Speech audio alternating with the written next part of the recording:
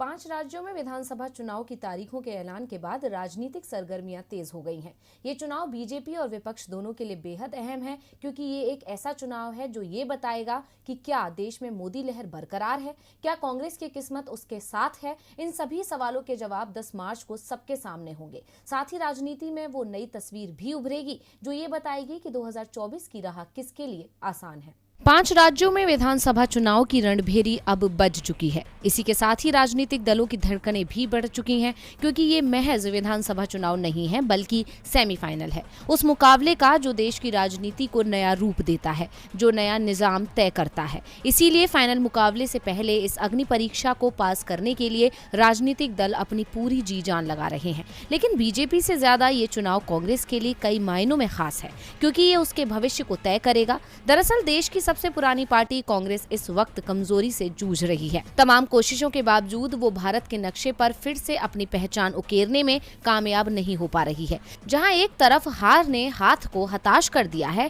तो वहीं दूसरी तरफ अपने नेता भी बगावत कर पंजे की पकड़ को ढीला कर रहे हैं। इन मुश्किलों की वजह से ही सत्ता में आने के बावजूद मध्य प्रदेश में कांग्रेस बाहर हो गई, गोवा में नंबर 1 होने के बावजूद सत्ता से पिछड़ गई, मणिपुर में सरकार की दौड़ में ही पीछे रह गई। यहाँ तक कि आधे से ज्यादा राज्यों पर कब्जा करने वाली कांग्रेस पिछले 7 सालों में केवल 5 राज्यों में ही सरकार बना पाई।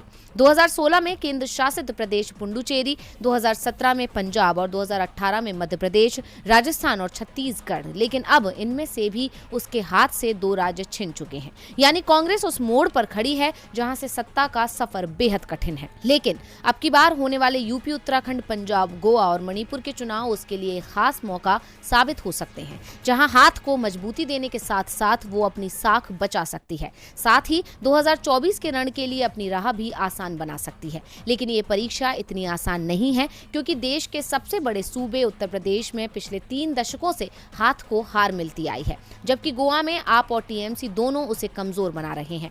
मणिपुर में भी बीजेपी दूसरे दलों से गठबंधन कर कांग्रेस को अकेला कर रही है। उत्तराखंड में बगावत पार्टी के लिए आफत लेकर आई है। हालांकि पंजाब में पंजा अब भी मजबूत है। ऐसे में कांग्रेस के सामने बाकी राज्यों में खुद को साबित करने की चुनौती है। तो अब देखना होगा कि क्या आगामी चुनाव में कांग्रेस की किस्मत पलटती है या नहीं।